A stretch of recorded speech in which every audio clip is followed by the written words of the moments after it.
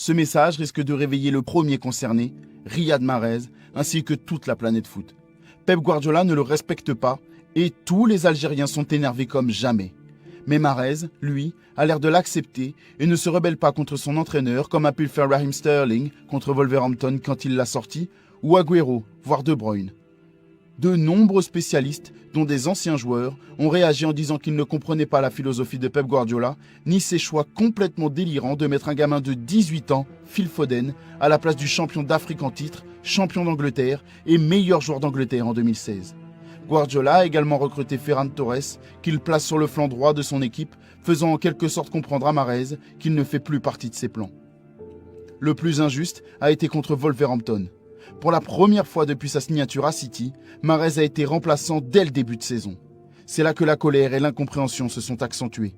Car Mahrez était prêt, il s'était bien entraîné les jours précédents le match, et il s'était parfaitement remis du Covid et était d'ailleurs présent sur la feuille de match. Le motif Covid était donc écarté, sinon, il n'aurait pas été convoqué, mais laissé à la maison, en isolement, et ne se serait pas entraîné avec le groupe. Mais Guardiola ne l'a pas fait jouer et l'a gardé sur le banc, une fois encore, faisant entrer la nouvelle recrue Ferran Torres.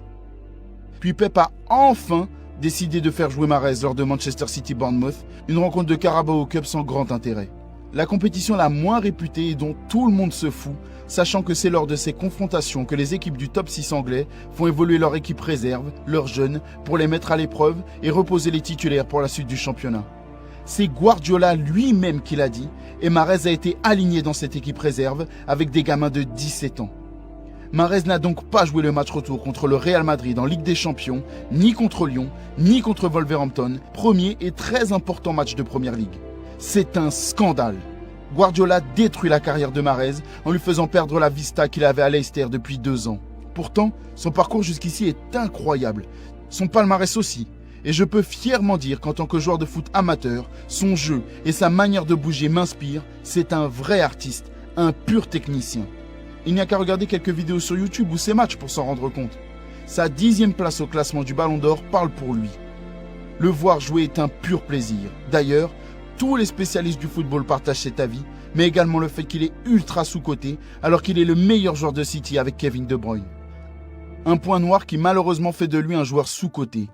Mais la responsabilité revient aussi à Mahrez. Il n'a pas su passer le fameux cap pour jouer au Real Madrid ou au Barça et encore une fois, tous les spécialistes, comme tous les Algériens qu'il aime, le reconnaissent et lui en tiennent d'ailleurs rigueur. Mahrez manque de caractère. Il ne tape pas du poing sur la table pour s'imposer et cela lui porte préjudice. Pour illustrer ce point négatif, je peux parler du fait qu'il laisse les coups francs à ses coéquipiers alors qu'il souhaite les tirer. Même chose pour les pénaltys. Il ne se rebelle pas et paraît toujours accepter les choses sans oser tenir tête. Il ne sait même pas se faire entendre lorsque Pep le sort à la 65e minute ou lorsqu'il le laisse sur le banc alors qu'il a marqué 1, voire 2 buts lors du match précédent. Ou qu'il a offert 1 ou 2 passes décisives. C'est le meilleur joueur à son poste. Ils jouent individuellement car chacun veut se montrer. Sergio Agüero, Sterling et Fernandinho aussi se sont fortement rebellés contre Pep lorsqu'il les a sortis. Depuis ce jour, plus jamais Guardiola ne les a sortis et Gabriel Jesus en a fait les frais jusqu'à la blessure d'Agüero.